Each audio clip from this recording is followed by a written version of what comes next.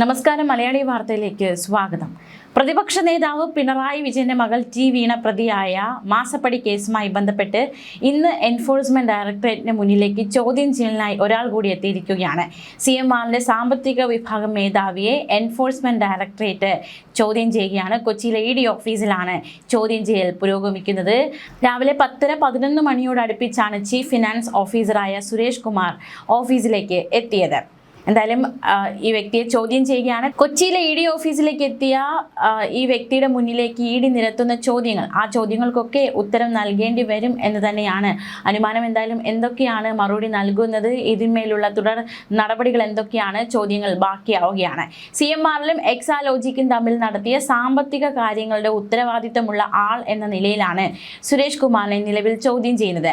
വരും ദിവസങ്ങളിൽ CMRലെ മറ്റു മുതിർന്ന ഉദ്യോഗസ്ഥരെയും ചോദ്യം ചെയ്യാൻ എൻഫോഴ്സ്മെന്റ് ഡയറക്ടറേറ്റ് വിളിപ്പിച്ചിട്ടുണ്ട്. മാത്രമല്ല, കേസിൽ വീണയ്ക്ക് 3ാം സമൻസ് അയച്ചിട്ടുണ്ട്.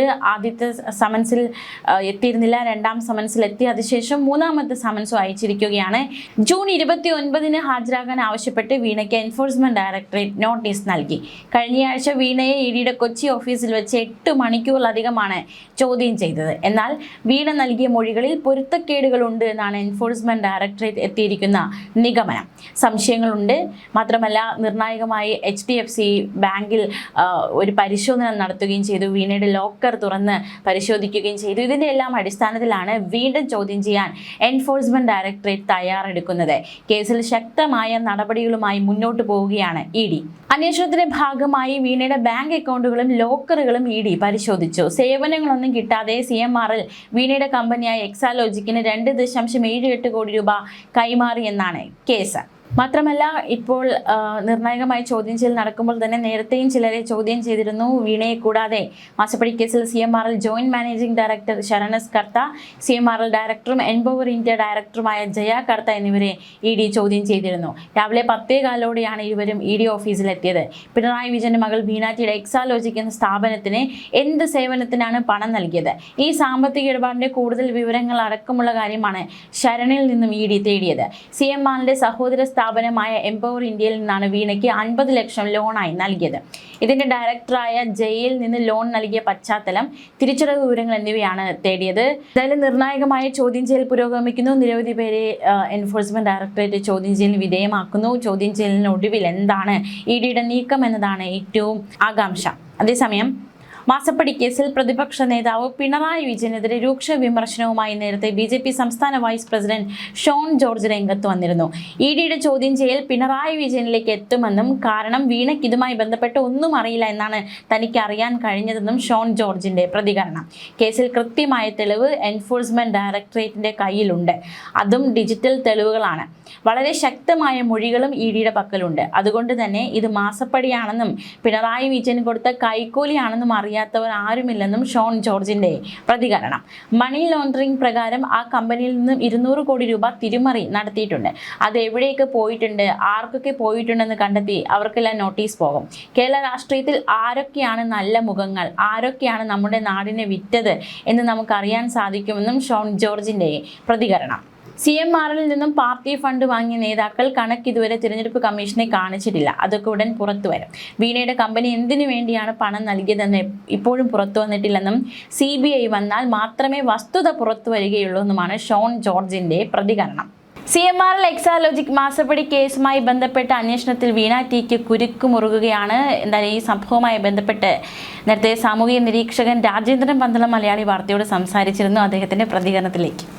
അടുത്ത നടപടികൾ എന്ന് പറയുന്നതിന് മുമ്പ് ഇപ്പൊ വന്നു ആദ്യത്തെ തവണ അസുഖം എന്ന് പറഞ്ഞു. അത് ചിലപ്പോൾ സ്വാഭാവികമായിട്ടും അസുഖമാണ്, പനിയൊക്കെ സർവത്രയാണല്ലോ. അപ്പോൾ അതിന്റെ ഒരു സമയം അവർ കൊടുത്തു, 4-5 ദിവസത്തെ വിശ്രമം.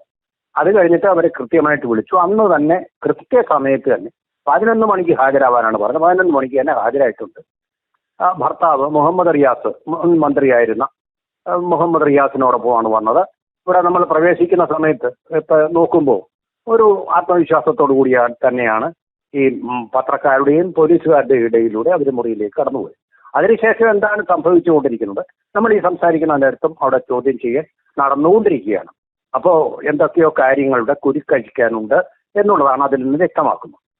അല്ലാതെ അപ്പോൾ അതിനകത്ത് 2.89 കോടി രൂപ അത് എന്തിനു വേണ്ടി എങ്ങനെ കിട്ടിയതാണ് എന്നുള്ളതിന് വ്യക്തമായിട്ടുള്ളൊരു വിശദീകരണമാണ് അവർ പ്രതീക്ഷിക്കുന്നത്. നമ്മൾ ഓർക്കുമ്പോൾ കർത്താ കുടുംബത്തിലെ കർത്തായുടെ ശശിധരൻ കർത്തായുടെ മകൻ ഉൾപ്പെടെ സകലമ ഭാര്യ, മകൾ ഇവരുടെ എല്ലാം വിശദമായിട്ടുള്ള ചോദ്യം ചെയ്ത് കഴിഞ്ഞ ദിവസം നടന്നിരുന്നു. അവർ പറഞ്ഞ ദിവസം തന്നെ ഹാജരായി. കേസുമായിട്ട് മുന്നോട്ട് പോയിട്ട് ഈ ചോദ്യം ചെയ്യലിനെ അട്ടിമറിക്കാനുള്ള ശ്രമത്തിൽ നിന്ന് ആ കുടുംബം പിന്മാറിയതായിട്ടാണ് നമ്മൾ മനസ്സിലാക്കുന്നത്. അപ്പൊ തീർച്ചയായിട്ടും അവരും വീണ വിജയന്റെ കുടുംബവും തമ്മിലുള്ള എന്തൊക്കെയാണ് ചോദിച്ചതെന്ന് സംബന്ധിച്ച് തീർച്ചയായിട്ടും സ്വാഭാവികമായിട്ടും ഒരു ആശയവിനിമയം കൈമാറ്റം നടന്നിരിക്കുന്നതിന്റെ അടിസ്ഥാനത്തിലായിരിക്കണം കൂടുതൽ ആത്മവിശ്വാസത്തോടു കൂടി തന്നെ വീണ ഇ ഡിയെ അഭിമുഖീകരിക്കാൻ വേണ്ടിയിട്ട് ഇന്ന് പോയത്. ഏതാണ്ട് 10 മണിയോടുകൂടി തന്നെ ഇ ഡിയുടെ ഉദ്യോഗസ്ഥര് അവിടെ വന്നു. ഒരു 10:30 കഴിഞ്ഞപ്പോഴത്തേക്കും 11 മണിയാണ് സമയം കൊടുത്തിരിക്കുന്നത്. 11 മണിക്ക് തന്നെ 11 മണിക്ക് മുമ്പ് തന്നെ വീണ പോവുകയും ആ പേപ്പറുകൾ അവർക്ക് അയച്ചിരിക്കുന്ന സമൻസ് പോലീസുകാരെ കാണിച്ചുകൊണ്ട് CRPF പോലീസും ഉണ്ട്. ഇത് CRPF ആണ് പരിശോധിക്കുന്നത്. അവരെ വിശദമായ എയർപോർട്ടിൽ കയറുമ്പോൾ ടിക്കറ്റ് പരിശോധിക്കുന്നത് പോലെ ഒരു പരിശോധന, ഒരു ഫോർമാലിറ്റി, അതോടുകൂടി അവരെ അകത്തേക്ക് കടത്തിവിടുകയും ചെയ്തു. അങ്ങനെ ചോദ്യം ചെയ്യൽ ഇപ്പോഴും തുടർന്നുകൊണ്ടിരിക്കുകയാണ്. ഇതിപ്പോൾ എത്ര മണിക്ക് വരെ? 11 മണിയാണെങ്കിൽ ഇപ്പോൾ 12, 2 മണിക്കൂർ എന്തായാലും പിന്നിട്ടുണ്ട്. 2.25 മണിക്കൂറാണ് ഇപ്പോൾ പിന്നിട്ടിരിക്കുന്നത്. ഇനി ഏറെ നേരം പോവാം, വൈകുന്നേരം വരെ ഇതുണ്ടാവാം. വീണ്ടും വേറൊരു ദിവസം കൂടി വിളിക്കാനും സാധ്യതയുണ്ട്. അപ്പൊ ഇതിന്റെ ഇമ്പാക്റ്റ് ആണ് ആൻസി ചോദിച്ചിരിക്കുന്നത്. ഇമ്പാക്റ്റ് എന്ന് പറഞ്ഞാൽ വലിയ ഇമ്പാക്റ്റ് ഉണ്ടാകുന്ന സംഭവമാണ്. കാരണം ഈ പണം കൊടുത്തിരിക്കുന്നത് മുഖ്യമന്ത്രിയുടെ മകളായതുകൊണ്ടാണെങ്കിൽ തീർച്ചയായിട്ടും അതൊരു സ്വജനപക്ഷപാതമുണ്ട്, അതിൽ അഴിമതിയുണ്ട്, ദുരൂഹതയുണ്ട്. അപ്പൊ ഇതിനെല്ലാം തന്നെ സിമ്പിളായിട്ട് ഏതെങ്കിലും ഒരു പൗരൻ രാജ്യത്തേത് നടത്തുന്നത് പോലുള്ള ഒരു പ്രശ്നമല്ല ഇതുപോലുള്ള വെട്ടിപ്പ് എന്ന് പറയുന്നത്. അധികാരത്തിലിരിക്കുന്ന ഒരാള് ആ മകൾക്ക് വേണ്ടിയിട്ട് ഇങ്ങനെ ഒരു സാങ്കേതികത്വം കാണിച്ചു എന്നുള്ളതാണ്. അത് തീർച്ചയായിട്ടും അഴിമതിയുടെ പരിധിയിൽ വരുന്നതാണ്. നമുക്കറിയാവുന്നതുപോലെ ലോകായുക്ത എന്ന് പറയുന്ന പൊതു ഇടങ്ങളിലെ പൊതു ഭരണ അധികാരികളുടെ അഴിമതികൾ അന്വേഷിക്കാനുള്ള ഒരു സംവിധാനം നമ്മുടെ രാജ്യത്ത് ഉണ്ട്. കേരളത്തിലും അത് മുൻ ജഡ്ജിമാരുടെ നേതൃത്വത്തിൽ രൂപവൽക്കരിച്ചിരുന്നു. വളരെ മൂർച്ചയുള്ള നിയമങ്ങളോട് കൂടിയ ഒന്നായിരുന്നു അന്ന് ലോകായുക്ത.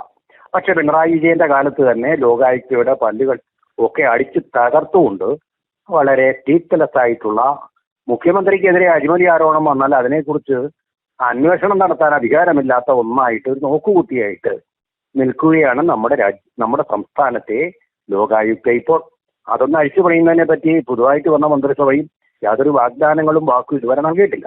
അങ്ങനെ ഇരിക്കെ ഇപ്പോ ഉന്നത സ്ഥാനങ്ങളിൽ അഴിമതി നടന്നിട്ടുണ്ടെങ്കിൽ അതിനെ കുറിച്ച് അന്വേഷിക്കാനും അവരെ ചോദ്യം ചെയ്യാനുമുള്ള ഒരു സംവിധാനം ഇപ്പൊ ED മാത്രമായിട്ട് മാറിയിരിക്കുകയാണ്. നമ്മുടെ ഒരേ ഒരു ആശ്രയം സത്യം അറിയാൻ ED മാത്രമായിട്ട് മാറിയിരിക്കുകയാണ്. ഇപ്പൊ ഈ കേസിൽ ശിക്ഷിച്ചാലും ഇല്ലെങ്കിലും അന്വേഷണം നടത്തുന്നതിന് വരുന്ന രേഖകൾ കുറ്റമറ്റതും പഴുതുറ്റതുമായിരിക്കും. അന്വേഷിച്ചാൽ ഈ കേസ് വരുന്നുണ്ടോ, കേസ് വന്നിട്ട് അവർ ശിക്ഷിക്കപ്പെടുന്നുണ്ടോ, പിന്നത്തെ കാര്യം. ഇപ്പൊ ഈ അന്വേഷണം നടക്കുമ്പോൾ കേരളത്തിന് അറിയേണ്ട ഒരു കാര്യം, ഏതെങ്കിലും തരത്തിൽ നമ്മളുടെ അവകാശങ്ങൾ ചോർത്തപ്പെട്ടിട്ടുണ്ടോ എന്ന് പറഞ്ഞാൽ നമ്മൾ കൊടുത്ത നികുതി പണത്തിൽ നിന്നുള്ള പണം ഒരു മുഖ്യമന്ത്രിയുടെ ഒരു കുടുംബത്തിലേക്ക് പോയിട്ടുണ്ടോ?